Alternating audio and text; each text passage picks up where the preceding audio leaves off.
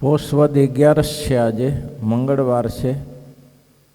પાડવાની એકાદશી છે. 6/2/2024 વર્ષ છે.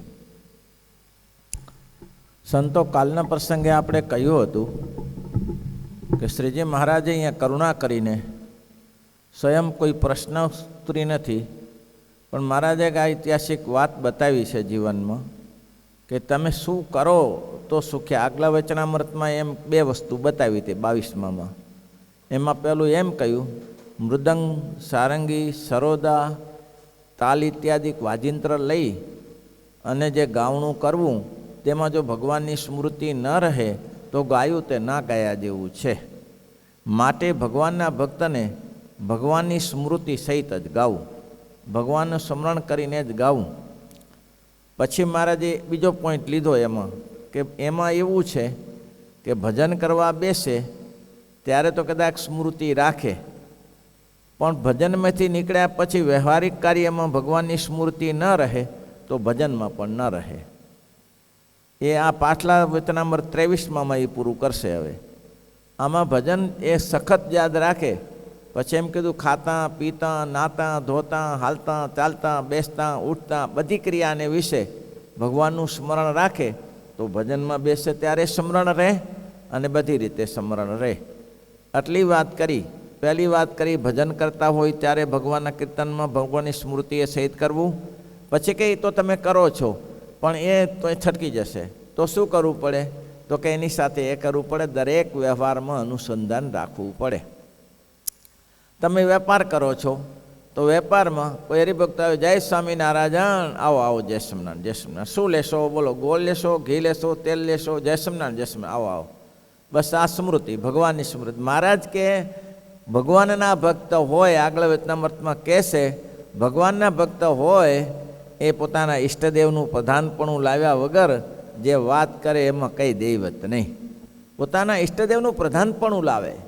હવે આગળ કાલે મેં વાત કરી હતી કે આ વાસુદેવ મહાત્માની કથા 272માં 3 જગ્યાએ આલેખી છે. પહેલી તો આ 23મા વચનામૃતમાં મહારાજે અહીંયા કહ્યું કે વાસુદેવ મહાત્મા નામે ગ્રંથ અતિશય પ્રિય છે. પછી મહારાજે વચનામૃત 23-22માં મધ્યના 22માં એમ કહ્યું કે વાસુદેવ મહાત્મામાં ભગવાનને, ભગવાનના ભક્તને કેવી રીતે ભજન કરવું, ભક્તિ કરવી, તેના માટેનું બહુ ઉપયોગી વાસુદેવ મહાત્મા છે. પછી મધ્યના 28માં મહારાજ પાછું આ વાસુદેવ મહાત્મા ઉપર વાત કરે છે. મહારાજ પાગજી પુરાણી શ્રીમદ ભાગવતની કથા કરવા બેઠા, એટલે શ્રીમદ વાઘજી પુરાણીએ કહ્યું કે મહારાજ, શ્રીમદ ભાગવત જેવું કોઈ શાસ્ત્ર નથી. ત્યારે શ્રીજી મહારાજ કહે છે, શ્રીમદ ભાગવત તો સારું જ છે, પણ સ્કંદ પુરાણની અંદર રહેલું જે સંદર્ભ, અંતિમ સંદર્ભમાં 32 અધ્યાયનું વાસુદેવ મહાત્મા એવું કોઈ શાસ્ત્ર નથી. એનું કારણ શું છે? મેં કાલે જ કહ્યું હતું કે દરેક શાસ્ત્રમાં ગોલોક, વૈકુંઠ, શ્વેતદીપના વર્ણન કર્યા છે, પણ મહારાજે આમાં છે ને બહુ સુંદર વર્ણન કર્યું છે. એક તો મહારાજ કહે છે કે નારદજી બદ્રિકાશ્રમમાં ગયા, ભગવાનના દર્શનથી સિદ્ધ ગતિવાળા હતા, ગમે તો જઈ શકે. ત્યાંથી પછી શ્વેતમુક્તને મળ્યા અને શ્વેતમુક્તને કહ્યું કે મારે વાસુદેવ નારાયણ ભગવાનને અક્ષરધામ જવું છે. ત્યારે એક મુક્ત એને લઈને ભગવાનને અક્ષરધામમાં લઈ ગયા, નારદ મુનિને. તો ભગવાનના અક્ષરધામમાં ગયા પછી ભગવાન વાસુદેવ નારાયણનો એને મિલાપ થયો, દર્શન થયા, આનંદ થયો. પછી ભગવાને એને કહ્યું કે મને તમે ભાગવત ધર્મ સમજાવો. નારદજીએ કહ્યું ભગવાનને કે તમે મને ભાગવત ધર્મ સમજાવો. ત્યારે ભગવાને એને કહ્યું કે નારદ સાંભળ, ત્યારે તને ભાગવત ધર્મ સાંભળવો હોય તો. ભગવાને કહ્યું, એમાં લગભગ 14 અવતાર 15 અવતારોનું વર્ણન કર્યું છે. ભગવાને કહ્યું, જો નારદ, મેં જે બ્રહ્માને કહ્યું હતું એ હું તને કહું છું. મેં બ્રહ્માને કહ્યું હતું કે બ્રહ્મા, તમે આ સૃષ્ટિનું ભારત ભૂલોક ઉપર જાઓ અને સૃષ્ટિનું સંચાલન કરો, સૃષ્ટિની શરૂઆત કરો.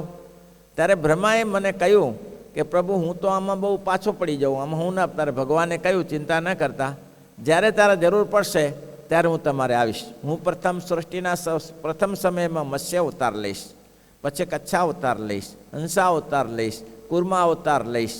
આ બધા અવતારો હું લઈશ અને તમને મદદરૂપ થઈશ. અને એમ કરતાં કરતાં પછી એને કહ્યું કે હું રામ અવતાર લઈશ. વાસુદેવ મહાત્માના કંદ પુરાણના જે વાસુદેવ મહાત્મા એટલે કંદ પુરાણના અંતિમ સંદર્ભમાં વાસુદેવ માત્રના 7 ખંડ છે. એમાં અંતિમ ખંડ છે. અંતિમ ખંડમાં 3 ભાગ છે. એ 3 ભાગના ત્રીજા સ્કંદ એ વાસુદેવ મહાત્મા. ત્રીજો ભાગ છે સ્કંદ છે એ ખંડમાંથી કંદ આવ્યા એ વાસુદેવ મહાત્મા. એ વાસુદેવ મહાત્મા 32 અધ્યાયનું છે અને અમે બધા ભણેલા એને. 32 અધ્યાયના વાસુદેવ મહાત્મામાં ભગવાને આખો પરિચય આપો, પૂજા પદ્ધતિ બતાવી. અને પછી મહારાજે કહ્યું કે હું રામ અવતાર ધારણ કરીશ અને અસુરો થકી હું તમારું રક્ષણ કરીશ. પછી ભગવાને કહ્યું કે કૃષ્ણ અવતાર ધારણ કરીશ અને હું તમારું અસુરો થકી રક્ષણ કરીશ. અને એમાં સ્પષ્ટીકરણમાં મહારાજે કહ્યું કે હું ધર્માત્મજ ભક્તિ ધર્મના પુત્ર રૂપે થઈને આ વાસુદેવ મહાત્મા છે જ, કોઈ માને કે ના માને, ભક્તિ ધર્માત્મજ ભક્તિ અને ધર્મથી હું આ પ્રગટ થઈને કળિયુગમાં હું તમારું રક્ષણ કરીશ. અને કેના થકી? તો પહેલે એમ કહ્યું, અલગ આટલું ફેરફાર છે દરેક જગ્યાએ. પહેલે એમ કહ્યું કે અસુરો થકી હું રક્ષણ કરીશ, એમ કહ્યું. ના, પહેલાં એમ કહ્યું કે દુર્જનો થકી હું તમારું રક્ષણ કરીશ. પછી બીજું જે આ વ્રત છે એમાં એટલું ફેરફાર કર્યો કે હું તમારું રક્ષણ કરીશ જે દુર્વાસાના શાપથી જે મુનિઓ શાપિત થયા છે એ મુનિઓને, અને હું તમારું એ પહેલાંમાં. અને પછી કહ્યું ઉદ્ધવ સહિત હું મુનિઓનું રક્ષણ કરીશ. બીજા જે ઓરિજિનલ જૂની પ્રતો છે એમ આટલો આપણામાં ફેરફાર છે. જૂની પ્રતોમાં છે ઉદ્ધવ સહિત હું તમારા અસુરો થકી મુનિઓનું ને તમારું રક્ષણ કરીશ. તમે ચિંતા ન કરતા સૃષ્ટિની શરૂઆત કરો. એટલે શ્રીજી મહારાજ કહે છે કે આ શાસ્ત્ર અમને અતિશય પ્રિય છે. કારણ કે લોકો જ્યારે માન્ય ગ્રંથ કરવો હોય, શ્રીજી મહારાજે તો વેદાસ્તે વ્યાસ સૂત્રાણી શ્રીમદ ભાગવતાભિધમ પુરાણમ ભારતે તો શ્રી વિષ્ણુર નામ સહસ્રકમ તથા શ્રીમદ ભગવદ્ ગીતા નીતિસ્તો વિદુરોધિતા વાસુદેવ મહાત્મ સ્કંદ વૈષ્ણવ ખંડગમ ધર્મશાસ્ત્ર અંતર્ગતા જાગૃત એતાની મમેષ્ટાની સશાસ્ત્રાણી ભવંતી. આ સંપ્રદાય પરંપરામાં વૈદિક છે, અવૈદિક નથી. આટલી ભગવાનના અવતારોની ચર્ચા થઈ, 15 અવતારોની ચર્ચા. છેલ્લે કલ્કી અવતાર કહીને મહારાજે પૂરું કરી દીધું. વાસુદેવ મહાત્મામાં છેલ્લે કલ્કી અવતાર થશે એમ કરીને પૂરું કરી દીધું. 15 અવતારની ચર્ચા કરી છે. પરશુરામ આવી ગયા, પછી દત્ત આવી ગયા, કપિલ આવી ગયા, એ મુખ્ય અવતારો બધા 15 આવી ગયા છે. પછી છેલ્લે કલ્કી અવતારની કથા કહીને પૂરું કર્યું છે. એમાં ભગવાન સ્વામિનારાયણનું સ્પષ્ટ વર્ણન કર્યું છે. લોકોને માનવું ના માનવું પોતપોતાની ગાથા છે. મોટા મોટા નથી માનતા અને મોટા સદ્ધનો હતા એ માનતા થઈ ગયા છે કે આ સ્પષ્ટ વર્ણન તો છે જ અહીંયા કને, તો ના કેમ પાડી શકાય. પછી હવે શું? મેં 22મા વચનામૃતમાં 2 વસ્તુ બતાવી હતી. 22મા વચનામૃતમાં એમ કહ્યું, શું કહ્યું કે સરોદા તાલ સ્વાજિંત્ર સરોદા તાલ મૃદંગ લઈને તાલ મૃદંગથી જે ભગવાનના કીર્તન કરવા, તેમાં જો ભગવાનની સ્મૃતિ ન રહે તે ગાયું તે ના ગાયા જેવું છે. એવું તો આ જગત આખું ગાય છે. મેં કાલે બતાવ્યું હતું કે એ કેટલા લોકો ઊંચેથી આત્માને ઓળખ્યા રે ના રે, 184 નહીં ચડે, એટલું જ બસ ગાવામાં જ હોય છે, પણ આંતરમાં ઉતરતું નથી. એટલે મહારાજે કીધું કે જે કંઈ કરવું તે ભગવાનની સ્મૃતિએ સહિત કરવું. અને પછી પાછલો પોઈન્ટ લીધો કે માત્ર તમે ભજન કરવા બેસશો ત્યારે તમે ભગવાનમાં સ્મૃતિ રાખશો અને વ્યવહારમાં નહીં રાખો તો ભજનમાં નહીં રહે. માટે પ્રેક્ટિસ એવી કરો, જમવા બેસો ત્યારે સ્વામિનારાયણ સ્વામિનારાયણ સ્વામિનારાયણ સ્મરણ લ્યો. નાવા બેઠો ત્યારે ગંગા જમુના ગોદાવરી મહારાજને અભિષેક કરાવું છું એવો સંકલ્પ કરો. દરેક ક્રિયામાં સુવો ત્યારે હે મહારાજ પોઢવાનો. એટલે તો 5 માનસી બતાવી કે 5 માનસી કરો એટલે સ્મૃતિ રહ્યા કરે. વાર ઘરે 5 વાર સ્મૃતિ રહ્યા કરે, ભૂલી ના જવાય ભગવાનની મૂર્તિ. હવે 5 માનસીમાં ઠેકાણા ના પડતા હોય તો પછી ક્યાંથી બીજું થઈ શકે? ધ્યાનની તો વાત જ ક્યાં રહી? 5 માનસી અવશ્ય ભગવાનના ભક્તે કરવી. સવાર, બપોર, 4 વાગે, સાંજે ને સૂતી વેળાએ 5 માનસી કરવી. એ ક્યારે છોડીને આટલું તો અનુસંધાન રહેશે. પછી મહારાજે હવે અહીંયાથી શરૂઆત કરે છે. હવે આટલું કીધા પછી હવે કે છે આ વચનામૃત અનુસંધાન સાથે જ છે. મહારાજ કે સ્થૂળ સૂક્ષ્મને કારણ એક ભક્ત આવી રીતે ભજન કરે છે. સ્થૂળ સૂક્ષ્મને કારણ, સ્થૂળ સૂક્ષ્મને કારણ જાગ્રત સ્વપ્ન અને સસુપ્તિ. સ્થૂળ સૂક્ષ્મને કારણ 3 દેહ અને જાગ્રત સ્વપ્ન અને સુષુપ્તિ 3 અવસ્થાથી પર જે ભગવાનનું ભજન કરે છે તે કેવું જાણે છે? સ્થૂળ સૂક્ષ્મને કારણ જાગ્રત સ્વપ્ન અને સુષુપ્તિ એનાથી પર થઈને ભગવાનનું ભજન કરે છે તો શું કરે છે? બ્રહ્મ રૂપે કરીને ભજન કરે છે. શિક્ષાપત્રીના શ્લોક નંબર 16માં કહ્યું, નિજાત્માનમ બ્રહ્મરૂપમ દેહત્રય વિલક્ષણમ વિભાવ્ય તેન કર્તવ્યા ભક્તિ કૃષ્ણ સસરથા. તો કે ભાઈ અમે ભક્તિ તો કરીએ તો ભગવાનને અમે બ્રહ્મરૂપ થઈએ, અને બ્રહ્મરૂપ થઈને તમે એમ કહ્યું કે ભગવાનનું પ્રગટ સ્વરૂપ જે અહીંયા છે, અત્યારે મહારાજ બેઠા હતા ત્યારની વાત કરે છે, તો એ જે પોતાનો જીવાત્માને તેજસ્વી સમજે, તેજોમય પોતાના જીવાત્માને વિશે જે પ્રગટ ભગવાન છે એને સ્થાપન કરે, એને બિરાજમાન કરે. તો કે આ બધું કરવું કાંઈ શું સહેલી વાત છે? તમે આપણે કહેવાથી શું ભગવાન આત્માને પહેલાં 3 શરીરથી પર કરીએ, જેમ શિવલાલભાઈ કરતા હતા તેમ, જેમ માનસિંહભાઈ કરતા હતા તેમ 3 શરીરને 3 અવસ્થાથી પર લઈ જવું શરીરને, અને પર લઈ ગયા પછી શું કરવું? તો કે તેજોમાં એવું પોતાનું સ્વરૂપ, એવો આત્મા, તેને બ્રહ્મરૂપની ભાવના કરવી. ભાવના કરવી એટલે વિભાવ્ય તેના કર્તવ્યમ નિજાત્માનમ બ્રહ્મરૂપમ. બહુ સરસ કહ્યું, પોતાના આત્માને બ્રહ્મ સ્વરૂપ માનો. પહેલું તો કહી દીધું, આ બાકી રહેતું તો પૂરું કર્યું અહીંયા કને. પહેલું કીધું કે અખંડ ભગવાનનું ભજન કરો દરેક ક્રિયામાં, અને ભજન કરતાં પણ ભજન કરો, ભજન કરતાં ભગવાનની સ્મૃતિ રાખો, અને દરેક ક્રિયામાં સ્મૃતિ રાખો. એક વાત થઈ ગઈ. હવે કે છે કેવી રીતે સ્મૃતિ રાખશો? બ્રહ્મભૂત પ્રસન્નાત્મા ન શોચંતી ન કાંક્ષતી સમ સર્વેષુ ભૂતેષુ મદભક્તિમ લભતે જ્ઞાનમ. આ શ્રીમદ ભાગવતનો શ્લોક છે. બ્રહ્મભૂત થયેલો એવો જોગી છે તેને અખંડ સ્મૃતિ રાખવાની રહી. જેમ કે સુખદેવજી જેવા રાખતા હતા, એ મોટા મોટા પુરુષો જેમ ભગવાનમાં સ્મૃતિ રાખતા હતા. એમ કે છે કે જો આ 3 અવસ્થાથી 3 શરીરથી જે પર પોતાનું સ્વરૂપ તે અતિશય પ્રકાશમાન પાડે ને પ્રકાશની વિશે ભગવાનની મૂર્તિ જે પ્રગટ પ્રમાણ છે તેવી અતિશય પ્રકાશયુક્ત ભાષે, એવી સ્થિતિવાળો હોય. એવી સ્થિતિવાળો હોય એટલે એવી સ્થિતિ કરવી. કેવી સ્થિતિ કરવી? 3 અવસ્થા 3 દેહથી પર પોતાના આત્માને બ્રહ્મરૂપ માને, અને પોતાના આત્માને તેજસ્વી માને, અને એને વિશે આ પ્રગટ ભગવાન બિરાજે છે તેની ભાવના કરી કે મારા હૃદયમાં મારા ભગવાન અખંડ વિરાજમાન છે. આ પ્રગટ બીઠા છે. એ આંખ બંધ કરીને ભગવાનની મૂર્તિ જોવે, દેખાય નહીં તો ના દેખાય, કોઈ ચિંતા ન કરવી. ભાવના વિભાવના, એ શું લખ્યું છે?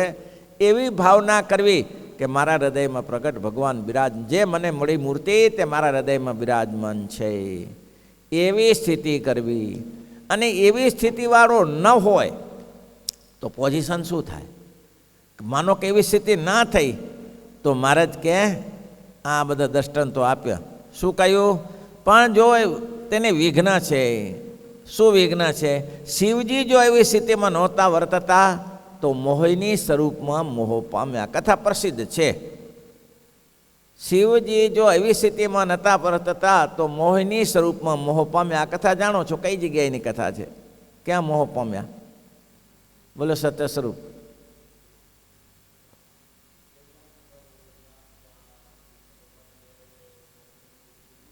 જ્યારે દેવો અને દૈત્યો સમુદ્ર મંથન થયું ત્યારે દેવો અને દૈત્યોનું સામે સામે કામ ચાલતું હતું, અને ત્યારે દૈત્યોને મોહ પમાડવા માટે દૈત્યોને મોહ અમૃતનો ઘડો ધન્વંતરી વૈદ્ય લાવ્યા. સમુદ્ર મંથન કરવાથી અમૃતનો ઘડો નીકળ્યા પછી આમ તો બધાને વિચાર હતો કે બધા સાથે મળીને સમાધાન કર્યું હતું. ભગવાન એક કામમાં 17 કામ કરતા હતા. ભગવાને પહેલાં તો દૈત્યોનું મિલન થાય એવું નહોતું, એટલે એને કીધું કે આમ તો નહીં મેળ બેસે તમારે. તો કે કેમ? આ સમુદ્ર મંથન કરવા માટે સામે સામે નેત્રું ખેંચવું પડશે. તો દેવોને કહ્યું તમે અમૃત કાઢશો કેમાંથી? તો સમુદ્રમાંથી. કેવી રીતે નીકળશે? સામે નેત્રું ખેંચનારા કોણ છે? તો કે અમે સામે અડધા કશું ના થવાય તો દૈત્યોની પાસે જાઓ. અરે એને ને અમારે 12મો ચંદ્ર છે, તમે ભાઈઓ જ છો ને, પણ દિતિના છે ને તમે દૈત્યના છો, એ દૈત્યના છે ને તમે અદિતિના છે ને તમે દિતિના છો. ફેર તો આટલો જ છે ને, એક બાપના દીકરા છો ને. તો કે એમ કેમ કરાય? કે એની પાસે અમે જતા હશું?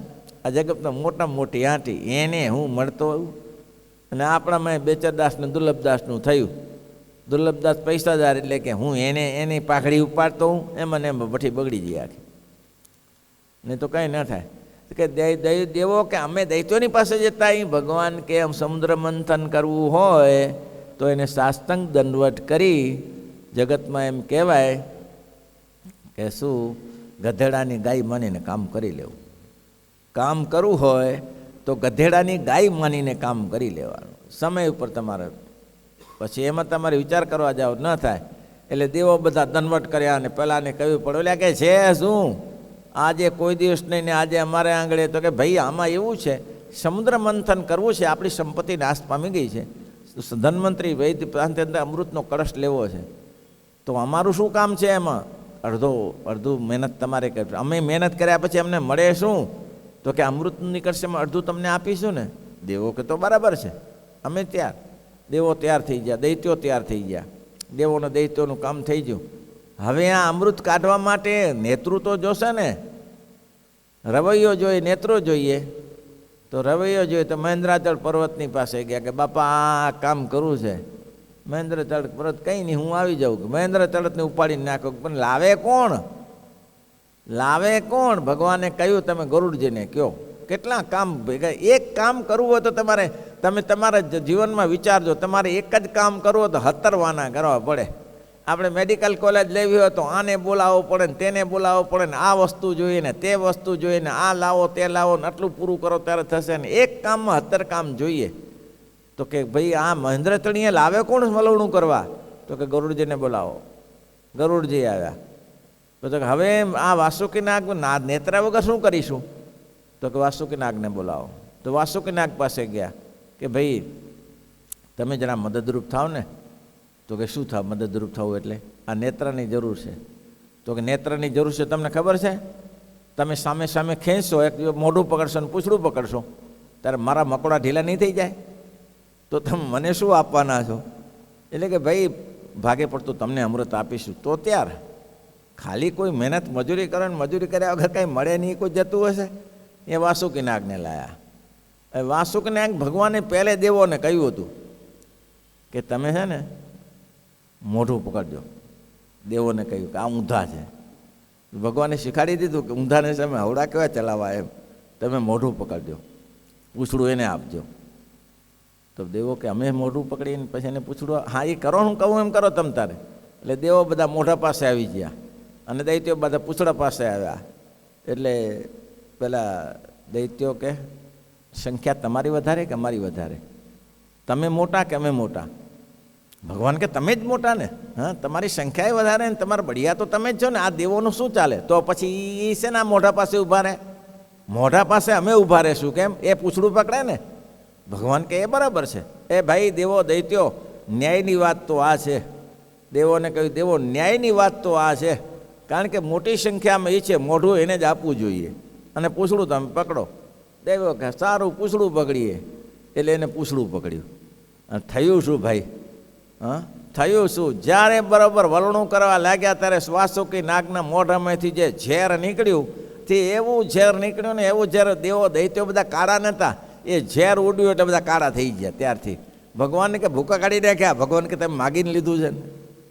ભગવાને વિષ્ણુએ કહ્યું તમે માગીને લીધું છે. તમે તો બધા તમને પૂછડું આપ્યું તો કે ભાઈ હવે અમને બદલાવું છે. હવે ના બદલાય, હવે પૂરું થઈ ગયું. હા, અને જ્યારે બરાબર સમુદ્ર મંથન કર્યું પછી જેને જે મળ્યું તેને આપ્યું બધું. જે વાસુકી ઐરાવત નીકળ્યો, ઓ નીકળ્યું, તે નીકળ્યું, જેને જેને અધિકાર હતો આપ્યું.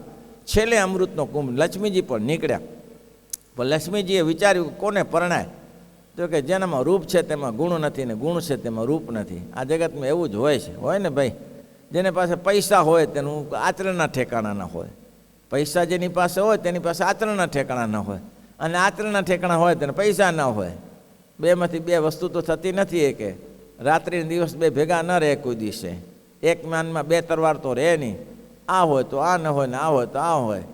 એટલે ભાઈ દેવો પછી નક્કી કર્યું કે હવે આ રીતે કરાય. દેશ તમને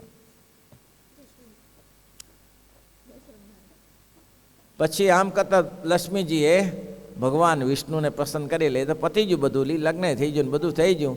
હવે અમૃત રહ્યું તે અમૃતનો કુંભ નીકળ્યો. એટલે બધા આ કંઈ ઓછા નહોતા, એટલે દૈત્યો લઈને ભાગ્યા. એટલે હવે અહીંથી આ કથા મોહની શરૂ થાય. દૈત્યો કથાને અમૃતનો કળા લઈને ભાગ્યા. એટલે એમાંય પાછા નબળા હતા. વાસ્તવમાં બધી કથા લખી છે, એમાંય નબળા હતા દૈત્યોમાં. એ શું કે હવે આવો અન્યાય તો ના કરાય ને, કે આવો અન્યાય કરાતો હશે કે બધા દેવો અને દૈત્યો ભેગા, બધા ભાઈઓ જ છીએ ને ત્યારે. હવે મહેનત બધા ભેગા થઈને કરી અને આ મારા બધા બળિયાઓ લઈને ભાગી ગયા. એ કેમ બોલ્યા, આવું કેમ બોલ્યા? એને ખબર પડી કે આપણે રહી ગયા આમાં, હવે ઓલા બળિયા નહીં આપે ને, એટલે ન્યાય વચન બોલવા લાગ્યા. ને તો ન્યાય વચન બોલવાની શું જરૂર હતી? તો દૈત્યોના પક્ષના જ હતા. એટલે ભાઈ આવું ના કરાય. કેમ? તો કે આ આપણે મહેનત ભેગા કરી તો આ દેવોને આપવું જોઈએ ને, એમ કે એકલા દૈત્યો લઈને ભાગી ગયા. પણ પેલા દૈત્યોએ માથા ભારે હતા. એટલે ભગવાન કે આ બધું ગોળો ગોફણ બે જ હશે. એટલે ભગવાને પછી મોહિની સ્વરૂપ લીધું, અને મોહિની સ્વરૂપ લીધું, બધું પતી ગયું હતું ભાઈ. હો પાછું મોહિની સ્વરૂપ લીધું, દૈત્યોને બધો મોહ પમાડ્યો અને દૈત્યોને કહી દીધું કે લ્યો આ બધું. ભગવાન તે નાચવા લાગ્યા. દૈત્યો કે આ સ્ત્રી કોણ છે, કેટલી રૂપવાન છે, કેટલી ગુણિયાલ દેખાય છે. તે આમ તેમ નાચે ભગવાન, દડો ઉછાળ્યા કરે. એટલે પછી દૈત્યોએ કીધું તમે છો કોણ? તો કે કેમ? અરે પણ અમે તમને પૂછીએ છીએ. તો તમારે મારે શું કામ છે? હું જે છું તે. ના ના ના, અમારે એવું કામ નથી. આ સમુદ્રમાંથી અમૃત નીકળ્યું છે, એની વહેંચણી કરવી છે, એટલે તમે કરી આપશો? મારો વિશ્વાસ નહીં, હું સ્વયઋણી છું. મારો કોઈ વિશ્વાસ ના કરાય, હું સ્વયઋણી છું.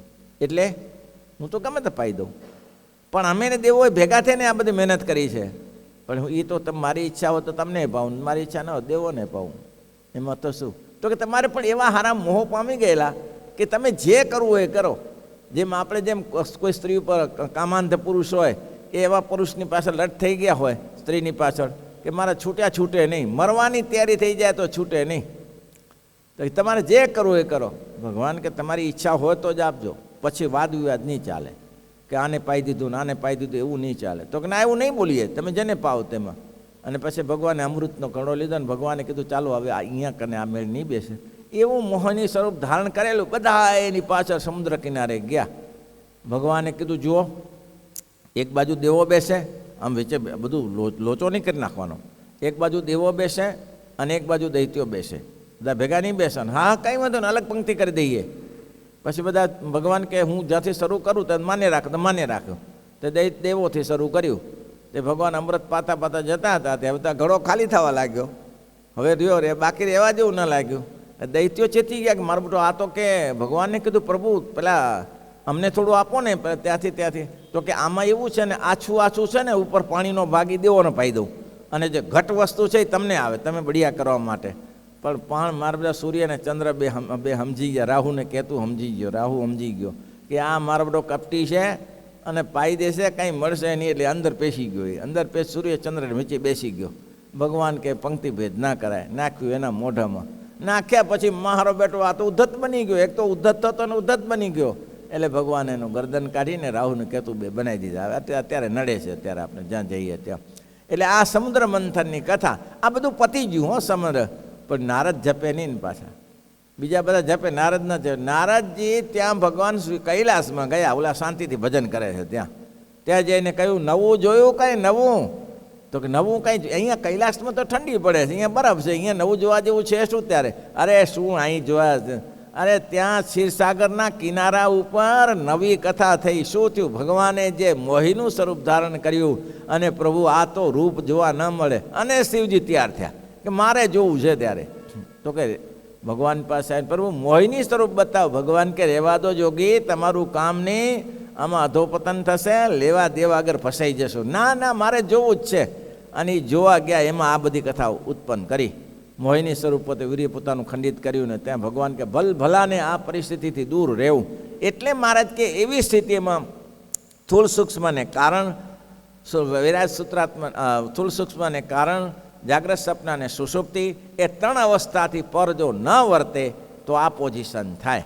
માટે ભગવાનના ભક્તને સાવધાન રહેવું. હવે અહીંયાથી કથા શરૂ કરે છે કે આમાં કેટલા હેરાન થયા. અરે તમે નિષ્કુળાનંદનો ગ્રંથ તો વાંચો, કેટલાની પરેશાની થઈ ગઈ આમાં. શ્રીપતિમ શ્રીધરમ સર્વદેવ ઈશ્વરમ ભક્તિ.